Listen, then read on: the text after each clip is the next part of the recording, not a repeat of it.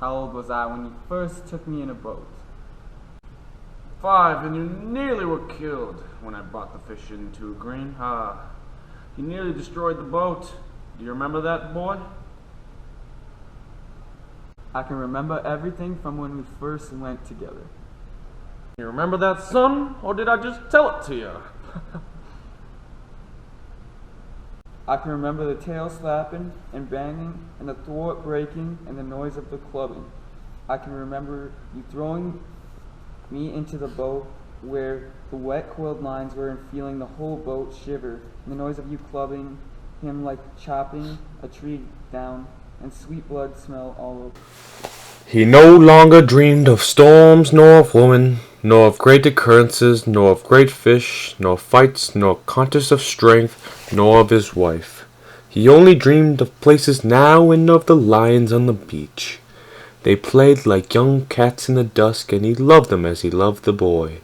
He never dreamed about the boy. He simply woke, looked out the open door at the moon, and unrolled his trousers and put them on. He urinated outside the shack and then went up the road to wake the boy.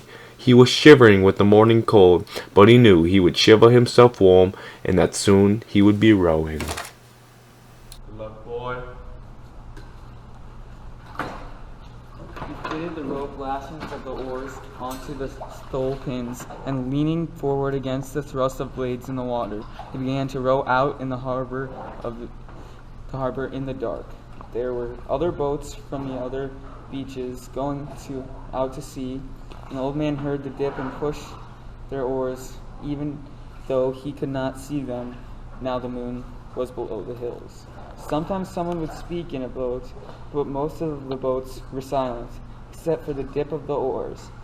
They spread apart after they were out of the mouth of the harbor, and each one headed for the part of the ocean where he hoped to find fish. The old man knew he was going far out, and he left the smell of the land behind and rowed out into the clean early morning smell of ocean.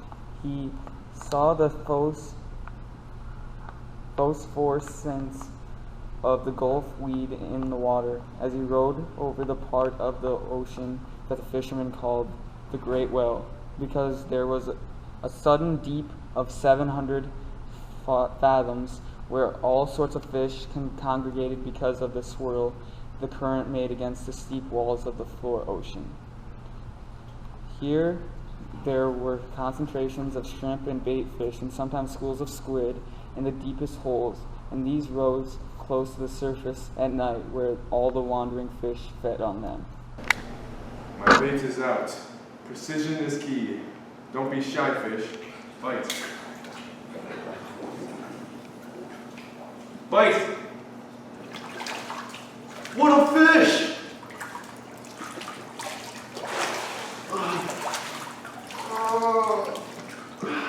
I wish I had the boy.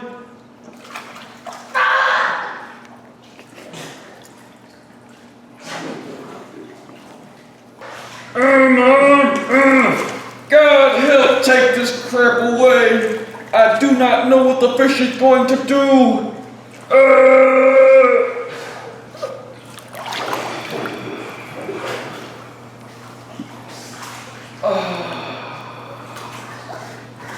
A fish is my friend too.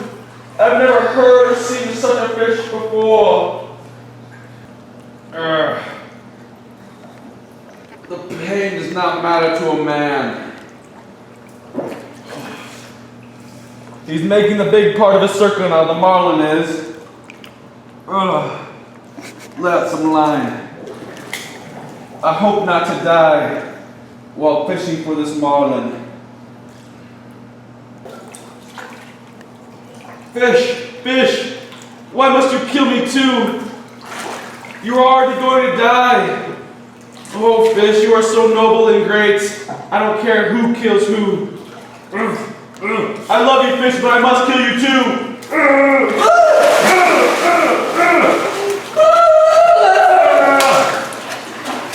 I must do this labor. I wish I had the boy.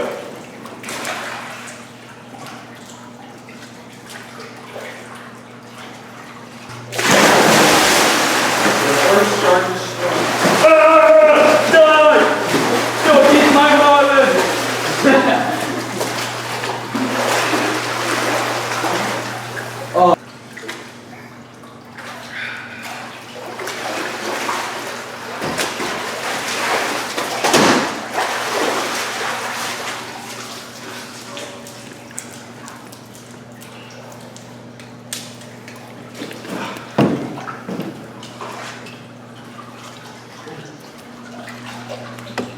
The end. Remember that, son? Or did I just tell it to you? I can remember. Oh, you going? Again. End it.